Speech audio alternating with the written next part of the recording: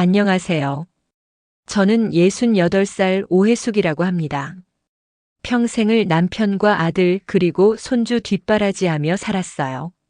누가 제게 당신 인생에서 제일 많이 한 일은 뭐냐고 묻는다면 아마 이렇게 대답할 거예요. 명절 준비요. 명절만 되면 제 몸이 저절로 움직였습니다. 시계를 보지 않아도 새벽 4시면 눈이 떠지고 불 켜고 기름 두르고 전 부치고 나물 무치고 고기 재우고 탕 끓이고 그 모든 걸 다 끝내면 이미 점심때. 그때서야 남편이 슬쩍 일어나 말하죠. 여보, 이제 밥 먹자. 그 말이 싫었어요. 근데 싫다고 말해본 적이 없습니다. 그냥 당연한 일이라 생각했거든요.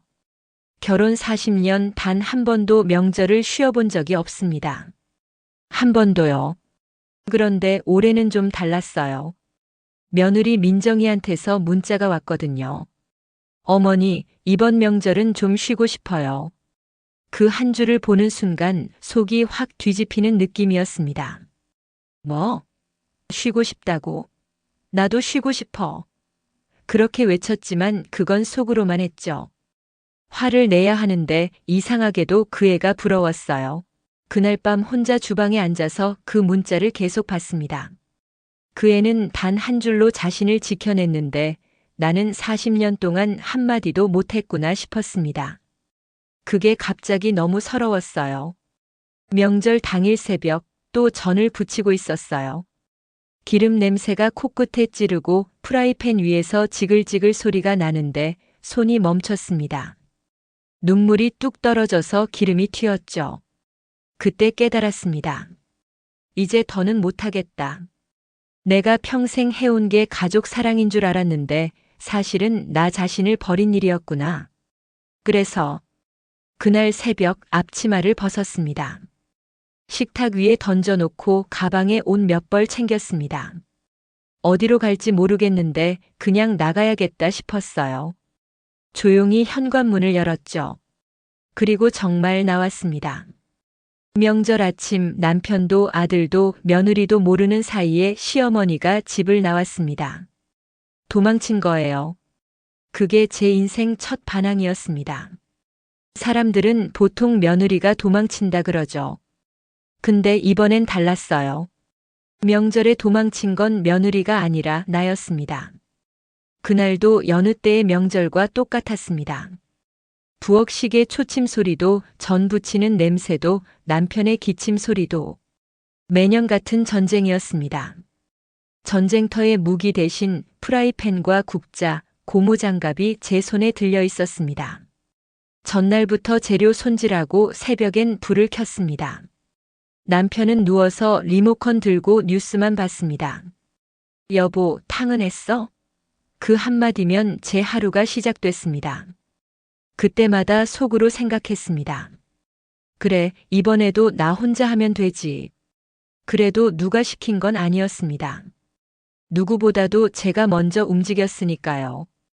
왜냐면 그게 제 역할이라 믿었거든요.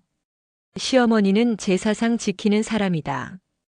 그게 제 인생의 공식처럼 박혀 있었습니다. 23세 시집 왔을 때 시어머니가 제게 그러셨습니다. 며느리는 손이 부지런해야 해. 명절은 여자가 지키는 거야. 그때는 그게 당연한 줄 알았습니다.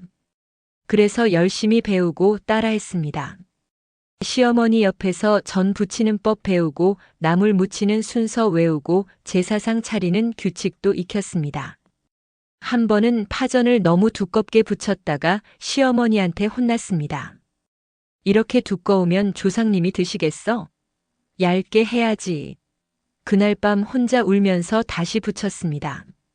그때는 잘해야 해. 나는 이 집 며느리니까 그렇게 생각했습니다. 세월이 흐르고 시어머니가 돌아가셨습니다. 이제 제사는 온전히 제 몫이 됐습니다. 남편은 말했습니다. 이제 우리 엄마 역할은 당신이 해야지. 그렇게 저는 며느리에서 시어머니가 됐습니다. 근데 달라진 건 없었습니다. 여전히 명절이면 제가 모든 걸 했고 남편은 소파에 앉아 TV만 봤습니다. 아들이 결혼하고 며느리가 들어왔을 때 저는 다짐했습니다. 나는 우리 며느리한테 내가 받았던 그 고생은 안 시켜야지. 그래서 처음 몇 년은 제가 다 했습니다. 며느리 민정이한테 괜찮아 쉬어 그랬습니다. 근데 그게 습관이 되니까 민정이도 점점 손을 안 대더군요. 그럼 속으로 또 생각했습니다. 요즘 며느리들은 편하게만 살려고 해. 근데 언제부턴가 이상했습니다. 몸은 점점 힘들어지고 사람들은 제 희생을 습관으로만 봤습니다. 우리 엄마는 뭐든 다 하니까. 아들이 그렇게 말할 때 저는 웃으면서 그럼 엄마가 해줘야지 했습니다. 근데 그 말이 칭찬인 줄 알았는데 이제 보니 제 희생을 당연하게 여기는 말이었습니다. 명절이 다가오면 기분이 가라앉았습니다. 남들은 가족이 모여서 따뜻하다고 합니다. 근데 제게 명절은 따뜻함이 아니라 기름 냄새와 허리 통증, 그리고 끝나지 않는 설거지였습니다. 한 번은 친구 윤자가 그러더군요. 혜수가, 너 명절 때마다 표정이 왜 그래? 죽상이야, 죽상. 저는 웃으면서 넘겼습니다. 에이, 괜찮아. 익숙해. 근데 윤자는 고개를 저었습니다. 익숙한 게 제일 무서운 거야. 익숙하면 바꿀 생각도 안 하잖아. 그 말이 가슴에 꽂혔습니다. 맞습니다. 저는 이미 익숙해져 있었습니다. 불평도 안 하고 거부도 안 하고 그냥 매년 똑같이 움직였습니다. 마치 프로그램된 기계처럼. 올해도 그랬습니다. 명절 일주일 전부터 장을 봤습니다. 고기, 생선, 나물, 전 부칠 재료들. 장바구니가 무거워서 팔이 끊어질 것 같았지만 그냥 집까지 들고 왔습니다. 남편은 현관에서 신문만 보고 있었습니다. 여보, 좀 도와줘요. 그래. 잠깐만. 그 잠깐만이 1시간이 됐습니다. 명절 전날 밤 혼자 재료 손질하면서 생각했습니다. 왜 나만 이러고 있지? 그 질문이 머릿속을 떠나질 않았습니다. 명절 당일 새벽 4시에 일어나 전을 부치기 시작했습니다. 여보, 전 몇 장 부쳤어? 남편이 슬쩍 일어나 물었을 때 손이 멈췄습니다. 갑자기 제 안에 있던 뭔가가 부서지는 소리가 났습니다. 왜 나만 이러고 있지? 왜 나만 일하는 거야? 왜 나만 책임지는 거야? 그 질문들이 한꺼번에 쏟아져 나왔습니다. 그리고 그 순간 며느리 민정이가 보낸 문자가 떠올랐습니다. 어머니, 이번 명절은 좀 쉬고 싶어요. 그 애는 용기를 냈는데 나는 왜 못 내는 거지? 프라이팬을 내려놓고 앞치마 끈을 풀었습니다. 이제 그만하고 싶었습니다. 며칠 전 며느리 민정이한테서 문자가 왔습니다. 어머니, 이번 명절은 좀 쉬고 싶어요. 단 한 줄.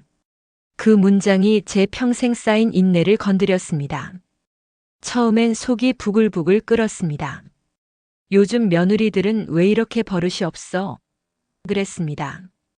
하지만 그 문장을 다시 읽고 또 읽는데 이상하게 마음이 편해지더군요. 쉬고 싶어요. 그 말이 너무 부러웠습니다. 그 한마디가 제 인생엔 없었거든요. 평생 누구를 위해 살았는지 언제부터 내가 나를 잃었는지 모르겠습니다. 민정이가 우리 집에 처음 왔을 때가 생각났습니다. 결혼 첫 해 추석이었어요. 그 애는 긴장한 얼굴로 주방에 서 있더군요. 어머니, 제가 뭘 도와드릴까요? 저는 웃으면서 말했습니다. 아니야, 괜찮아. 내가 모르는 거 가르쳐 주려면 더 오래 걸려. 그냥 쉬어. 그때 민정이 얼굴이 환해졌습니다. 고마워하더군요. 저는 그게 좋았습니다. 우리 며느리는 편하게 해줘야지. 나처럼 고생시키면 안 돼. 그렇게 생각했습니다. 근데 그게 몇 년 계속되니까 민정이는 아예 부엌에 안 들어오더군요. 명절 때도 거실에서 TV 보거나 애 데리고 나가 있고. 그럼 속으로 생각했습니다. 요즘 며느리들은 참 편하게만 살려고 하네. 그러면서도 제가 먼저 괜찮아, 내가 할게 했으니까 뭐라 할 수도 없었습니다. 작년 설날엔 이런 일도 있었습니다. 명절 준비 다 끝나고 온 가족이 모여 밥 먹는데 남편이 그러더군요. 며느라가 너희 시어머니 진짜 대단하시지. 저 나이에도 이렇게 다 하시고. 민정이가 웃으면서 대답했습니다. 네, 정말 대단하세요. 그 말에 저는 뿌듯했습니다. 근데 밥 다 먹고 설거지하면서 문득 이런 생각이 들었습니다. 대단한 게 좋은 건가? 대단해서 계속 이걸 해야 하는 건가? 그때부터였습니다. 뭔가 이상하다는 느낌이 든 게 민정이는 제게 늘 공손했습니다. 말도 예의 바르게 하고 명절 때 과일이나 고기 사오기도 하고. 근데 주방 일은 안 했습니다. 처음엔 제가 안 시켜서 그런 줄 알았는데 나중엔 설마 일부러 피하는 건 아니겠지 싶기도 했습니다. 한 번은 친구 윤자한테 그 얘기를 했습니다. 우리 며느리가 명절 때 부엌일을 하나도 안 도와. 나는 뭐라 안 하는데 좀 섭섭하더라. 윤자가 웃으면서 그러더군요. 야, 그럼 네가 시켜. 민정아, 이것 좀 해봐 그러면 되잖아. 그게 내가 먼저 괜찮다고 했는데 어떻게 말을 바꿔. 그러니까 네가 손해지. 착한 척하다가 속으로 삭히는 거. 윤자 말이 맞았습니다.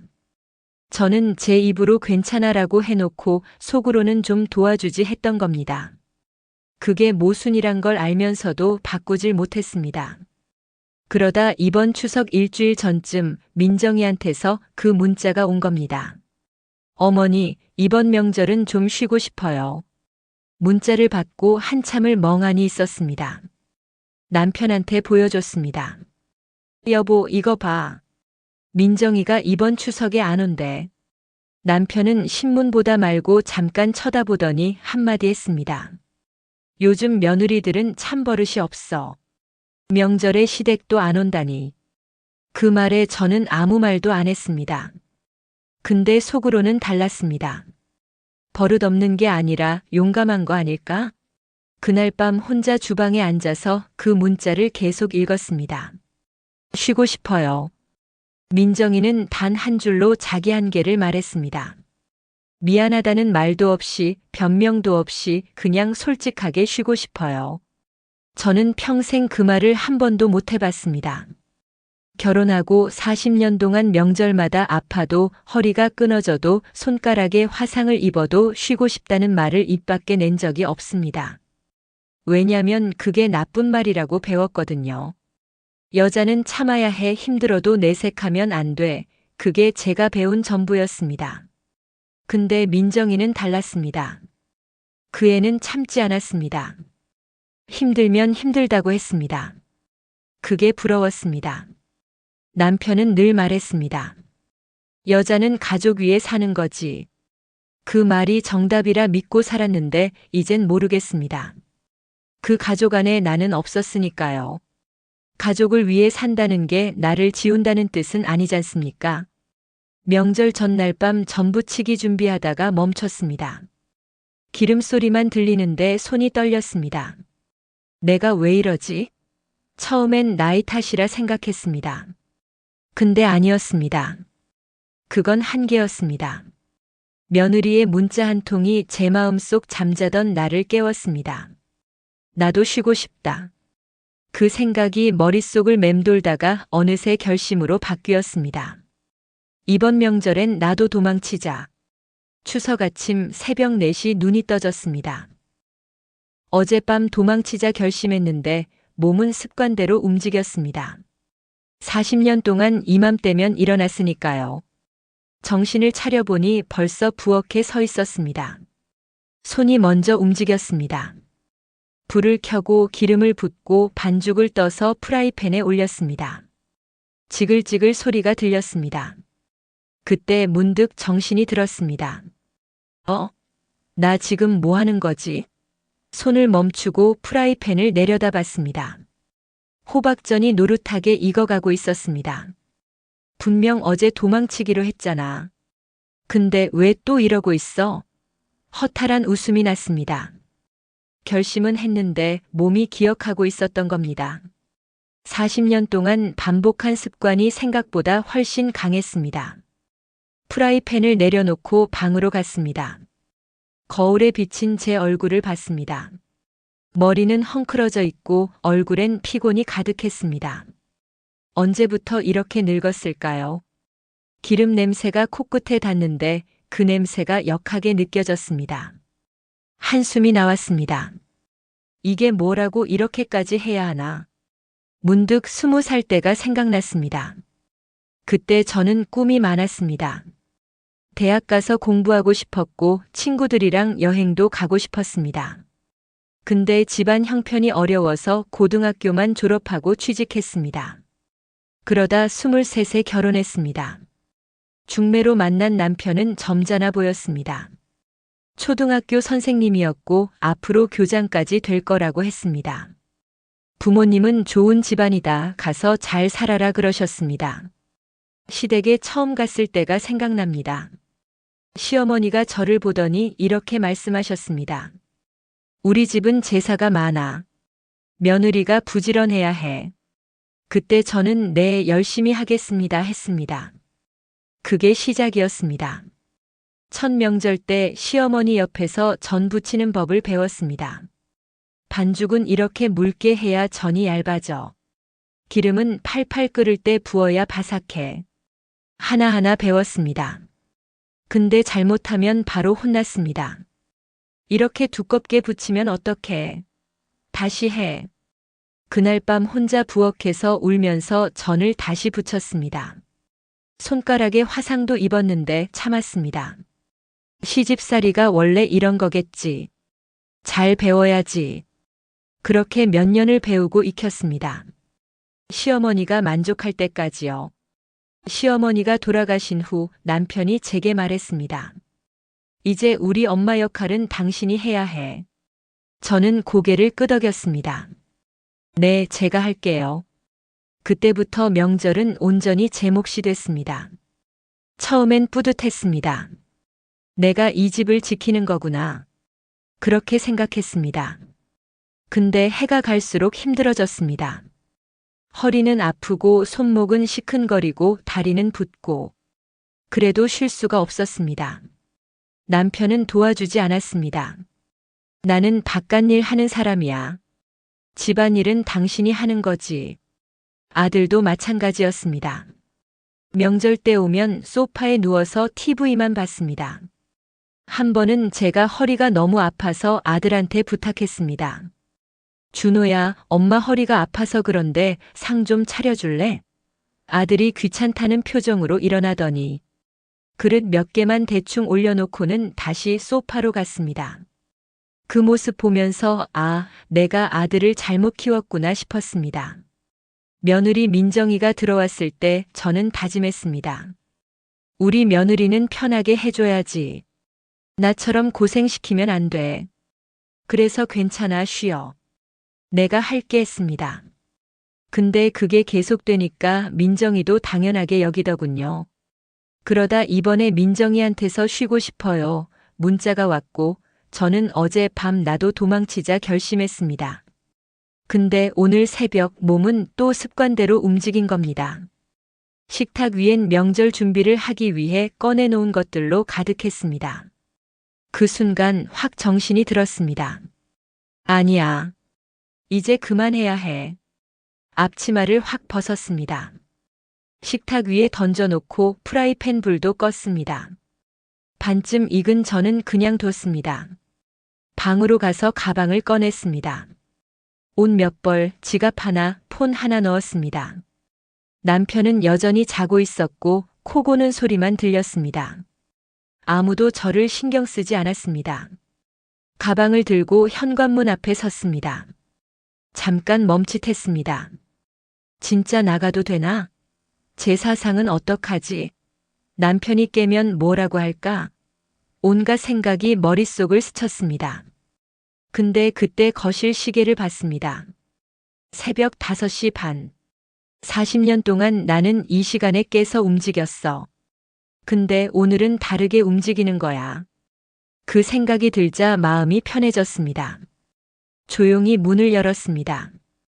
그리고 뒤도 안 돌아보고 나왔습니다. 현관문이 닫히는 소리가 들렸습니다. 딸깍. 그 소리가 제 인생의 첫 시작 같았습니다. 처음으로 제 사상보다 제 마음이 더 중요했습니다. 처음으로 가족보다 나를 선택했습니다. 아파트 현관을 나서면서 눈물이 났습니다. 슬픈 눈물이 아니었습니다. 해방의 눈물이었어요. 새벽 공기가 시원했습니다. 세상이 조용했습니다. 그 조용함 속에서 처음으로 제 숨소리가 들렸습니다. 고속버스 터미널에 도착했을 때 저는 어디로 가야 할지 몰랐습니다. 매표소 직원이 어디로 가냐고 물었습니다. 저는 그냥 눈에 띄는 곳을 말했습니다. 강릉이요. 왜 강릉이었는지 모르겠습니다. 그냥 파도 소리가 듣고 싶었나 봅니다. 표를 끊고 버스에 올랐습니다. 좌석에 앉는데 가슴이 두근거렸습니다. 무서워서가 아니라 설레서였습니다. 나 지금 진짜 혼자 여행 가는 거구나. 결혼하고 40년 동안 혼자 어디 가본 적이 없었거든요. 늘 누군가와 함께였습니다. 남편이랑 아들이랑 손주랑. 근데 오늘은 달랐습니다. 오늘은 나 혼자였습니다. 버스가 출발했습니다. 창밖으로 서울 풍경이 스쳐 지나갔어요. 빌딩들, 아파트들, 사람들. 익숙한 풍경이 점점 멀어졌습니다. 핸드폰이 울렸습니다. 남편이었어요. 저는 그냥 무음으로 바꿔버렸습니다. 지금은 듣고 싶지 않았습니다. 고속버스는 2시간 넘게 달렸습니다. 차창 밖에 아침 햇살이 들어오는데 그게 그렇게 따뜻하게 느껴질 줄 몰랐습니다. 옆자리에 젊은 여자분이 앉아 있었습니다. 이어폰 끼고 음악 듣고 있더군요. 저는 그 모습이 부러웠습니다. 나도 젊었을 때 저렇게 자유롭게 살아봤으면 어땠을까? 버스가 휴게소에 잠깐 섰습니다. 사람들이 우르르 내려서 화장실도 가고 커피도 사 먹었습니다. 저는 그냥 앉아 있었습니다. 근데 문득 배가 고팠습니다. 아, 나 아침도 안 먹었구나. 평소 같으면 새벽부터 음식 만드느라 배고픈 줄도 모르고 지냈을 텐데 오늘은 진짜 배가 고팠습니다. 휴게소에 내려서 김밥 하나 샀습니다. 혼자 먹는 김밥이 이렇게 맛있을 줄 몰랐습니다. 다시 버스에 올라타고 창밖을 봤습니다. 산이 보이고 나무들이 보이고 하늘이 보였습니다. 아, 세상이 이렇게 넓었구나. 그 생각이 들자 눈물이 났습니다. 40년 동안 저는 부엌과 거실만 오갔습니다. 명절이든 평일이든 늘 똑같은 공간이었습니다. 근데 지금 저는 버스를 타고 강릉으로 가고 있었습니다. 도착한 곳은 강릉이었습니다. 버스에서 내리니 바다 냄새가 났습니다. 짠내가 코끝을 스쳤습니다. 아, 바다구나. 가방 하나 메고 터미널 밖으로 나왔습니다. 어디로 가야 할지 몰라서 그냥 걸었습니다. 숙소도 없이 그냥 걸었습니다. 사람들이 지나가고 상점들이 보이고 카페들이 보였습니다. 한참을 걷다 보니 바다가 나왔습니다. 파도 소리가 들렸습니다. 철썩철썩. 그 소리가 이렇게 좋을 줄 몰랐습니다. 벤치에 앉아서 바다를 봤습니다. 파도가 밀려왔다 밀려갔다 반복했습니다. 끝없이 쉬지 않고. 저 파도는 자유롭구나. 오고 싶을 때 오고 가고 싶을 때 가고. 나도 쉬지 않고 지금까지 살았지만 파도처럼 내 마음대로 움직여 본 적은 단 한 번도 없었구나. 사람들 웃음소리가 들렸습니다. 연인들, 가족들, 친구들. 전부 행복해 보였습니다. 나도 저렇게 웃어본 게 언제일까? 이상하게 마음이 편했습니다.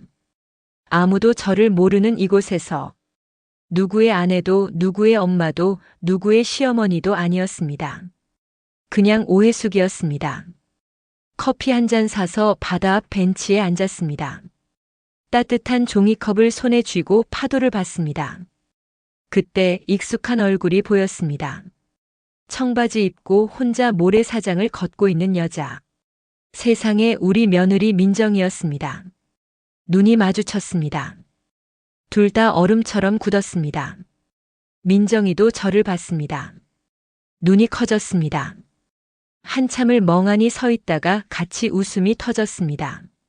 민정이가 천천히 다가왔습니다. 정말 어머님 맞냐고 자기가 잘못 본 건가 했다고요. 저도 그랬다고. 강릉에서 우리 며느리를 볼 줄은 꿈에도 몰랐다고 했습니다. 둘이서 또 웃었습니다. 민정이가 제 옆에 앉았습니다. 한동안 아무 말도 안 했습니다. 그냥 파도만 봤습니다. 민정이가 먼저 물었습니다. 제 사상은요? 저는 웃었습니다. 모르겠다. 아마 엉망이겠지. 민정이가 놀란 표정으로 저를 봤습니다. 내가 그런 말을 하다니. 나도 놀랍다.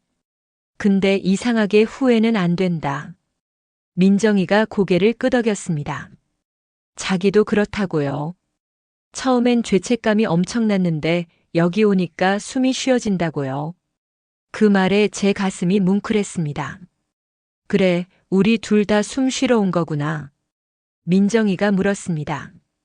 어디 묵냐고요? 아직 안 정했다. 민정이도 그렇다고 했습니다.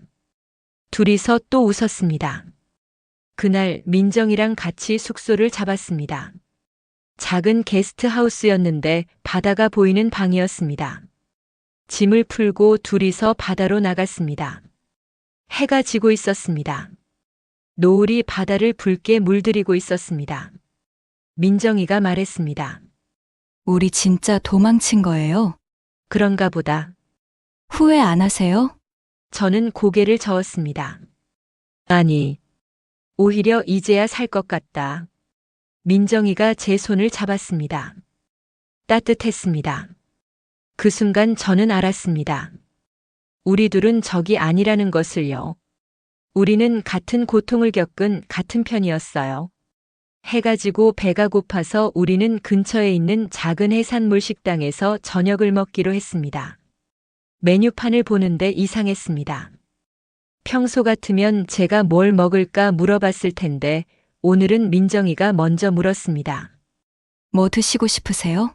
나는 아무거나 괜찮다. 민정이가 해물탕 정식을 주문했습니다. 주문하고 둘이 마주 앉았습니다. 결국 같이 밥을 먹게 됐습니다. 시어머니와 며느리 단둘이 밥을 먹은 게 평생 처음이었습니다. 처음엔 어색했습니다. 둘 다 말없이 숟가락을 움직였죠. 물 한 잔 마시고 반찬 하나 짚고 밥 한 숟갈 뜨고. 그런데 민정이가 갑자기 숟가락을 내려놨습니다. 고개를 숙이더니 어깨가 떨렸습니다. 우는 거였습니다. 왜 그러니? 민정이가 고개를 들었습니다. 눈가가 빨갛게 부어 있었어요. 아버님이 너무 무서워요. 그 한마디에 제 마음이 덜컥했습니다. 무섭다니? 민정이가 눈물을 닦으면서 말을 이었습니다. 결혼 첫 해부터 늘 무서웠어요. 아버님이 늘 제 행동 하나하나를 보시고, 밥을 늦게 차리면 얼굴이 굳어지시고, 말을 잘못하면 한숨을 쉬시고, 한 번도 화를 내신 적은 없지만 그 눈빛이 너무 무서웠어요. 저는 아무 말도 못했습니다. 민정이가 계속 말했습니다.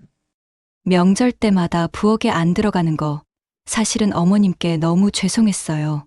근데 정말 못하겠어요. 아버님 앞에서 밥상 차리는 거, 제사상 차리는 거, 그거 하나 잘못했다가 아버님 표정 변하는 거 보는 게 너무 싫었어요. 그 말을 듣는데 가슴이 찢어지는 것 같았습니다. 그 눈빛, 그 말투. 제가 평생 참고 살아온 그 집의 공기였습니다. 저는 그걸 전통이라 부르고 며느리는 그걸 공포라 부르고 있었습니다. 저는 조용히 말했습니다. 나도 그랬다. 민정이가 눈을 크게 떴습니다. 믿기지 않는다는 표정이었습니다. 나도 무서웠다. 시어머니도 무서웠고 남편도 무서웠어. 너처럼 젊었을 때 나도 무서웠어. 시어머니 눈치 보고 남편 눈치 보고. 뭐 하나 잘못하면 혼날까봐 전전긍긍했어. 민정이가 눈물을 뚝뚝 흘렸습니다. 그럼 어머님도 힘드셨어요? 당연하지. 근데 나는 그걸 참는 게 당연한 건 줄 알았어. 며느리는 원래 이렇게 사는 거다 그렇게 생각했다. 민정이가 고개를 저었습니다. 저는 못하겠어요. 어머님처럼은 못 살아요. 저는 웃었습니다. 잘했다. 못하겠으면 안 하는 게 맞는 거야. 민정이가 놀란 표정으로 저를 봤습니다. 놀랐어? 근데 진심이야. 서로 아무 말도 없었지만 눈빛으로 다 알 수 있었습니다. 우린 같은 감옥에 있었습니다. 다만 저는 40년을 갇혀 있었고 민정이는 이제 막 도망친 거였습니다. 밥을 다 먹고 둘이서 바닷가를 걸었습니다. 어두운 바다에 불빛이 반짝이고 파도 소리만 들렸습니다. 민정이가 말했습니다. 처음엔 어머님을 무서워했어요. 정말? 나를 무서워했다고? 어머님이 뭐든지 다 잘하시니까요. 명절 준비도 혼자 다 하시고, 제사상도 완벽하게 차리시고, 저는 그게 부담이었어요. 나도 저렇게 해야 하나, 그런 생각에 숨이 막혔어요. 저는 고개를 끄덕였습니다. 나도 그랬단다. 시어머니 보면서 저렇게 해야 하는구나 배웠지. 근데 지금 생각하면 그게 잘못된 거였다. 잘못된 거라고요? 민정이가 눈이 동그래져서 저를 쳐다보았습니다. 그래. 나는 내가 희생하면 가족이 행복할 줄 알았어. 근데 아니더라. 나만 불행해지고 가족들은 그걸 당연하게 여겼어. 민정이가 제 손을 잡았습니다. 그러고는 말했습니다. 어머님이 부러워요. 그 말이 이상하게 가슴을 울렸습니다. 뭐가 부러워? 그렇게라도 도망칠 수 있어서 부러워요. 저는 웃었습니다. 부럽다는 말은 평생 들은 적이 없었습니다. 평생 대단하다, 훌륭하다 그런 말은 들어봤어도 부럽다는 말은 처음이었습니다. 그 말 속엔 진심이 있었습니다. 민정이가 말을 이었습니다. 저는 어머님처럼 용기가 없어요. 그래서 문자 한 통 보내는 것도 떨렸어요. 아버님이 뭐라 하실까봐, 남편이 화낼까봐. 근데 했잖니. 근데 죄책감이 너무 컸어요. 제가 너무 이기적인 건가, 그런 생각에 잠도 못 잤어요. 저는 민정이 손을 꽉 잡았습니다. 이기적인 거 아니다. 당연한 거 한 거야. 쉬고 싶으면 쉬는 게 당연한 거야. 명절이라고 해서 죽어라 일할 필요 없다. 그건 너만의 일이 아니야. 민정이가 눈물을 뚝뚝 흘렸습니다. 고맙습니다. 나도 고맙다. 뭐가 고마워요? 그 문자 보내줘서 나도 용기가 났어. 며느라기 내가 아니었으면 나도 오늘 또 전부치고 있었을 거야. 둘이서 한참을 울었습니다. 시어머니와 며느리가 바닷가에서 서로 손잡고 우는 모습. 우스워 보일 수도 있었지만 우린 진심이었습니다. 그날 밤 숙소로 돌아와서 둘이 앉아 있었습니다. 민정이가 물었습니다. 이제 어떡해요? 모르겠다. 근데 일단 오늘은 푹 자자. 내일은요? 내일은 내일 생각하자. 민정이가 웃었습니다. 어머님, 정말 많이 변하셨어요. 그러냐? 예전에 어머님은 항상 계획대로 사시는 분이셨잖아요. 저는 웃었습니다. 그게 지겨웠나 보다. 이제는 그냥 살고 싶어. 계획 없이. 그날 밤 저는 평생 처음으로 마음 편하게 잤습니다. 밤이 깊을 무렵 핸드폰이 울렸습니다. 남편이었습니다. 저는 한참을 그냥 쳐다봤습니다. 전화벨 울리는 소리가 방 안에 가득 찼습니다. 민정이가 저를 보더군요.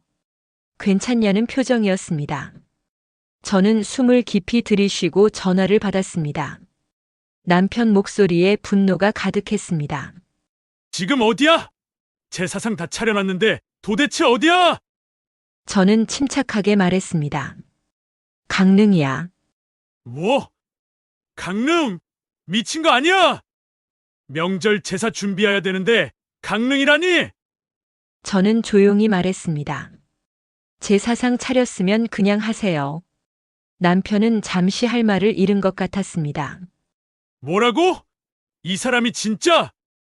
결혼한 지 40년인데 이게 뭐요?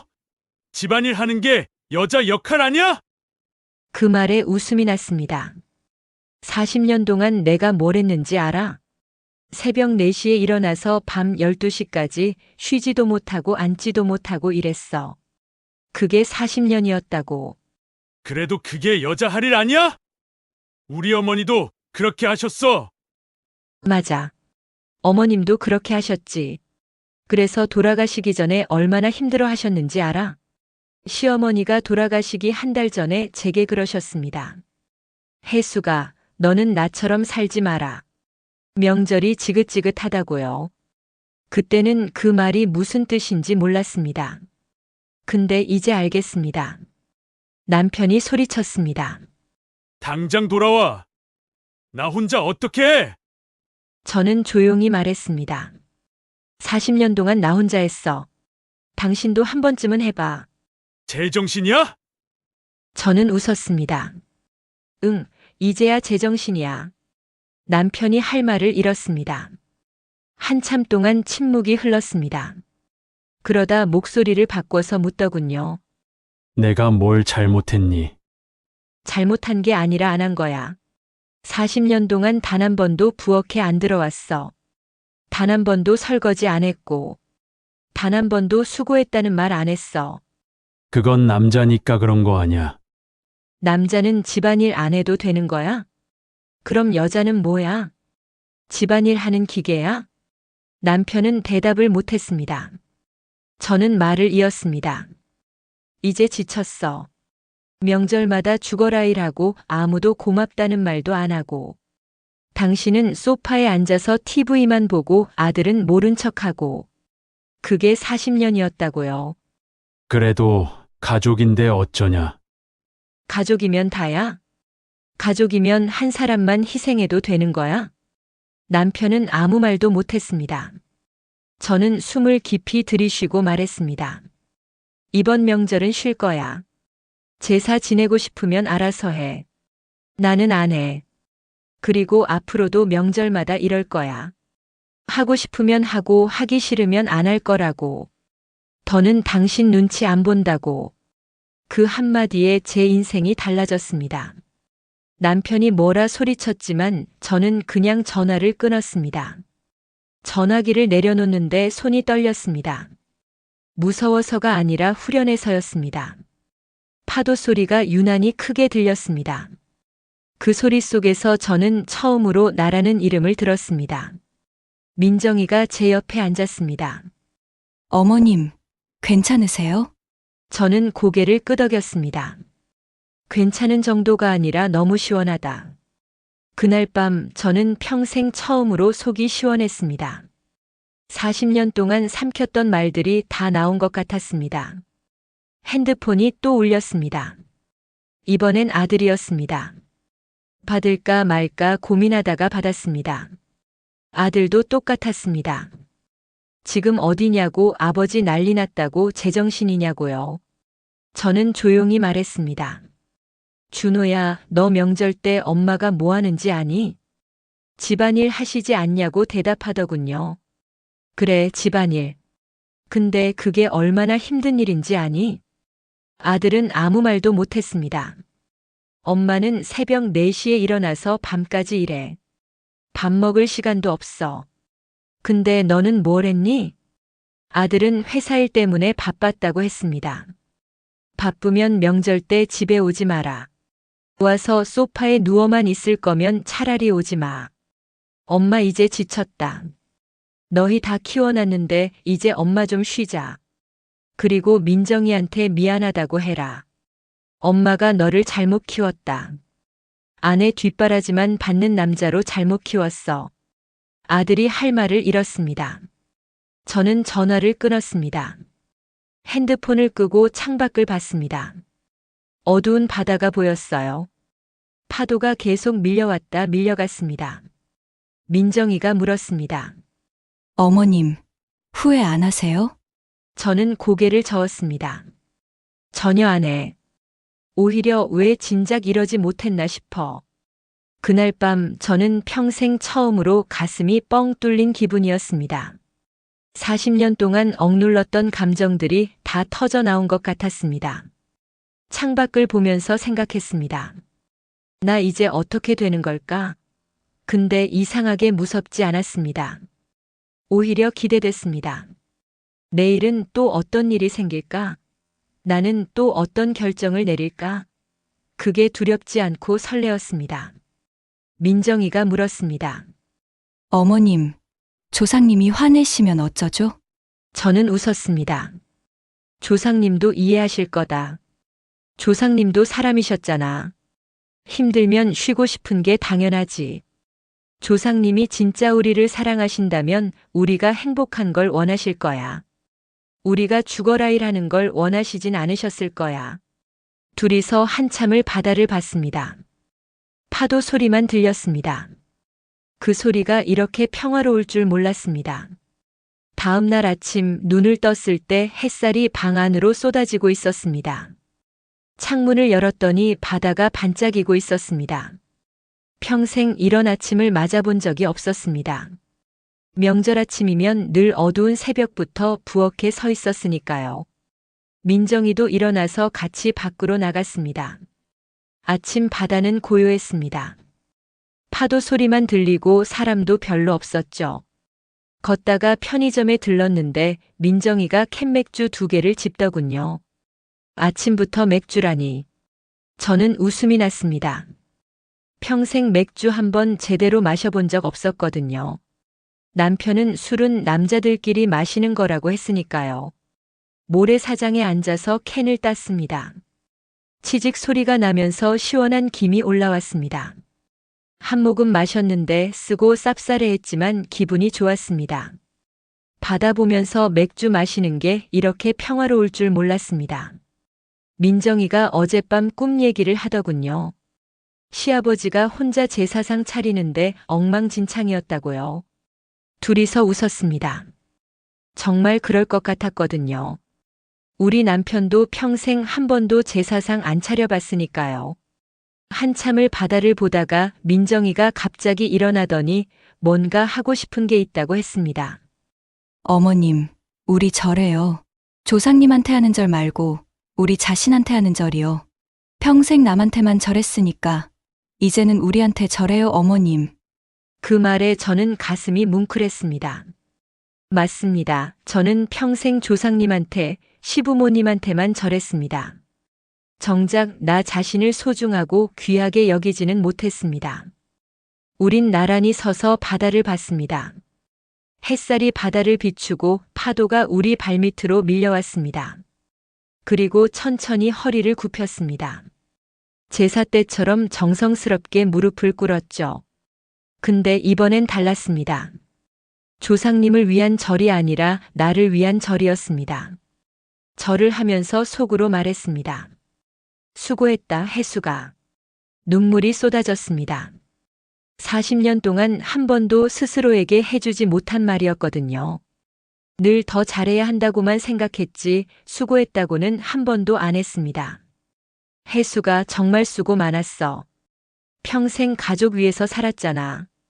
이제 좀 쉬어. 이제는 내가 살아. 속으로 그렇게 말하는데 눈물이 멈추지 않았습니다. 옆에 민정이도 울고 있었습니다. 그 애도 평생 자기한테 고맙다는 말 한 번 못 해봤을 겁니다. 한참을 울고 나서 고개를 들었을 때 하늘이 더 파랗게 보였습니다.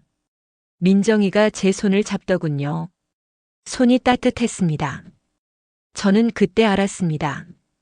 우리 둘은 적이 아니었습니다. 우리는 같은 고통을 겪은 같은 편이었습니다. 일어나서 서로를 봤습니다. 눈물 범벅이 된 얼굴이었지만 둘 다 웃고 있었습니다.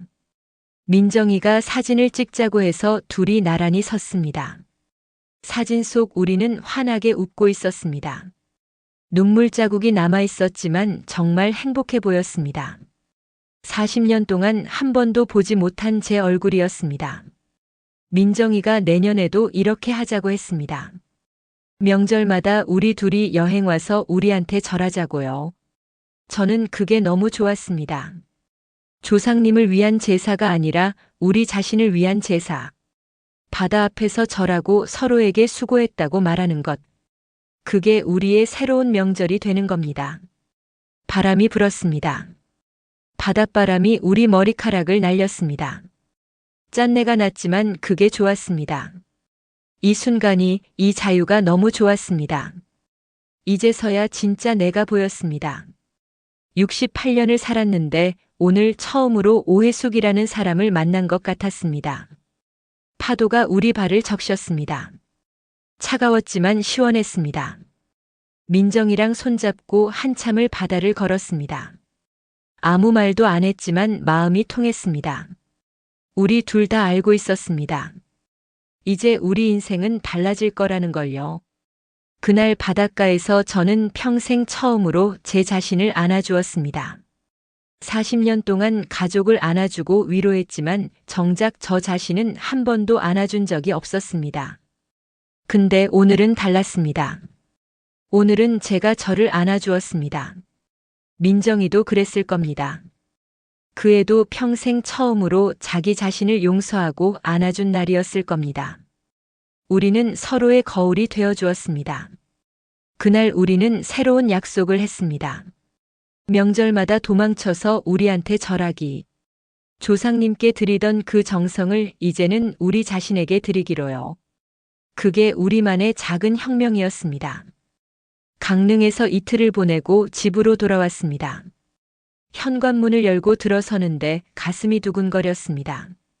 남편이 뭐라 할까? 아들이 뭐라 할까? 근데 이상하게 무섭지 않았습니다. 오히려 당당했습니다. 거실로 들어가니 남편이 소파에 앉아 있었습니다. 저를 보더니 아무 말도 못하더군요. 그냥 멍하니 쳐다만 봤습니다. 거실 한쪽을 봤습니다. 제사상이 있었습니다. 아니, 제사상이었던 흔적이 있었습니다. 주방에는 그릇들이 아무렇게나 놓여 있고 음식은 반쯤 남아 있고 저는 타서 까맣게 된 것도 있었습니다. 엉망이었습니다. 저는 웃음이 났습니다. 40년 동안 완벽하게 차렸던 제사상이 이렇게 됐구나. 근데 이상하게 속상하지 않았습니다. 오히려 속이 시원했습니다. 남편이 입을 열었습니다. 여보, 근데 말을 잇지 못하더군요. 뭐라 하고 싶은데 할 말이 없는 것 같았습니다. 저는 가방을 내려놓고 주방으로 갔습니다. 싱크대에 설거지가 쌓여 있었습니다. 프라이팬도 그대로 있고 도마도 그대로 있었습니다. 평소 같으면 바로 치웠겠지만 오늘은 그냥 뒀습니다. 다시 거실로 나왔습니다. 남편이 조심스럽게 물었습니다. 배 안 고파? 저는 고개를 저었습니다. 강릉에서 먹고 왔어요. 한참 동안 침묵이 흘렀습니다. 남편도 저도 말이 없었습니다. 그러다 남편이 말했습니다. 미안해. 저는 놀라서 남편을 봤습니다. 40년 결혼 생활에서 남편이 미안하다는 말을 한 게 손에 꼽을 정도였거든요. 남편이 말을 이었습니다. 제사상 혼자 차려보니까 알겠더라. 이게 얼마나 힘든 일인지, 어디서부터 시작해야 할지도 모르겠고, 뭘 먼저 해야 할지도 모르겠고, 전부 치다가 손에 화상도 입고. 남편이 손을 보여줬습니다. 손가락에 밴드를 붙이고 있었습니다. 저는 그 손을 보면서 생각했습니다. 40년 동안 제 손에 화상을 몇 번이나 입었는지. 근데 남편은 그때마다 단 한 번도 다정하게 챙겨준 적이 없었습니다. 남편이 말했습니다. 당신 고생 많았어. 이제야 알겠어. 저는 고개를 끄덕였습니다. 고마워요. 그 말 들으니 좋네. 그때 초인종이 울렸습니다. 신우이였습니다. 신우이가 들어오더니 저를 보고 웃었습니다. 언니, 진짜 잘했어요. 그 한마디였습니다. 그 말이 그렇게 따뜻할 줄 몰랐습니다. 신우이가 말을 이었습니다. 나도 언니처럼 하고 싶었어요. 근데 용기가 안 났어요. 언니가 먼저 해줘서 고마워요. 이제 나도 다음 명절엔 쉴 거예요. 저는 신우이 손을 잡았습니다. 같이 쉬어요. 우리 이제 우리 인생 살아요. 시누이가 울먹이면서 웃었습니다. 그러다 주방을 보더니 말했습니다. 오빠, 이거 언제 치울 거예요? 남편이 머쓱하게 웃었습니다. 이따가 치우려고. 시누이가 단호하게 말했습니다. 오빠가 차린 거 오빠가 치워야죠. 언니는 쉬세요. 그 말에 남편이 일어나서 주방으로 갔습니다. 어색하게 설거지를 시작하더군요. 저는 그 모습을 보면서 웃었습니다. 40년 만에 보는 모습이었습니다. 며칠 뒤 며느리 민정이에게서 전화가 왔습니다. 어머니, 그 후로 어떠세요? 괜찮다. 오히려 마음이 편해. 저는 웃으면서 말했습니다. 다음 명절에도 우리 같이 놀러 가자. 네. 좋아요. 어디로 갈까요? 바다요? 우리 다시 바다 가자. 민정이가 웃었습니다. 그때처럼 우리끼리 절하러요? 그렇지. 우리끼리 절하러. 전화를 끊고 저는 창밖을 봤습니다. 해가 지고 있었습니다. 노을이 예뻤어요. 명절은 다시 또 오겠지요. 추석도 오고 설날도 오고. 근데 이제 저는 두렵지 않습니다. 왜냐면 이제는 제가 선택할 수 있으니까요. 하고 싶으면 하고 하기 싫으면 안 하고. 그날 밤 남편이 물었습니다. 여보, 다음 명절은 어떻게 할 거야? 저는 웃으면서 말했습니다. 모르겠어요. 그때 가서 생각할게요. 하고 싶으면 하고 하기 싫으면 안 할 거예요. 남편이 한숨을 쉬었습니다. 근데 뭐라 하진 않았습니다. 이제는 아는 것 같았습니다. 제가 예전의 해수기가 아니라는 걸요. 일주일쯤 지나서 아들이 집에 왔습니다. 민정이랑 같이 왔습니다. 아들이 저를 보더니 어색하게 웃었습니다. 엄마, 그동안 잘 지내셨어요? 저는 고개를 끄덕였습니다. 잘 지냈어. 아들이 말했습니다. 엄마, 미안해요. 저는 웃었습니다. 뭐가 미안해? 이제 알았으면 됐다. 민정이가 제 손을 잡았습니다. 어머니, 다음 주에 바다 갈까요? 좋아. 가자. 우리 바다 가서 맛있는 거 먹고 산책하고 그냥 쉬자. 그날 저녁 온 가족이 모여 밥을 먹었습니다. 근데 예전과 달랐습니다. 이번엔 제가 다 준비하지 않았습니다. 아들이 밥을 하고 민정이가 국을 끓이고 남편이 상을 차렸습니다. 저는 그냥 앉아서 기다렸습니다.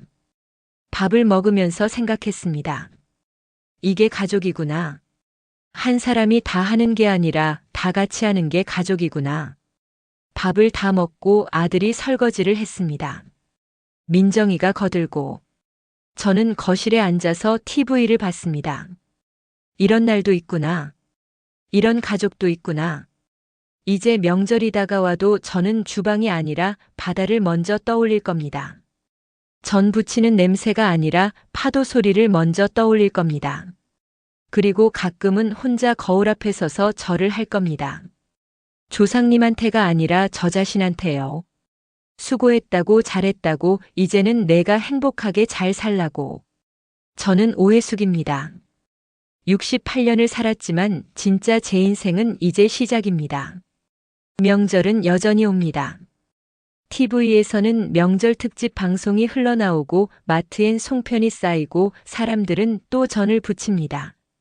하지만 제게 명절은 이제 다른 의미입니다. 가족을 위한 날이 아니라 나를 위한 날이 됐습니다. 가끔 주방 불을 켜면 식탁 위에 던져둔 그 앞치마가 생각납니다. 정신없이 도망치던 그날 새벽 공기를 가르며 현관문을 나서던 그 순간. 그때 처음으로 제 심장 소리를 들었습니다. 민정이와는 약속대로 명절마다 여행을 갑니다. 때로는 바다로, 때로는 산으로. 그리고 그곳에서 우리끼리 절을 합니다. 조상님이 아니라 우리 자신에게요. 수고했다고 잘 살았다고 이제는 행복하라고. 남편은 이제 명절 때 주방에 들어옵니다. 서툴지만 전도 부치고 나물도 무칩니다. 아들도 마찬가지입니다. 이제는 제사상을 같이 차립니다. 한 사람의 희생이 아니라 가족의 협력으로요. 신우이는 지난 설날에 정말로 쉬었습니다. 제주도로 혼자 여행을 갔다고 합니다. 전화로 울먹이며 고맙다고 했습니다. 언니가 길을 내줬다고요. 이제 저는 제사상 앞에 절하지 않습니다. 대신 거울 앞에 서서 허리를 굽힙니다. 이제는 조상보다 나를 위해 절합니다. 저는 오해숙입니다. 68년 만에 처음으로 제 인생의 명절을 맞았습니다. 그리고 이제 매일이 제 명절입니다.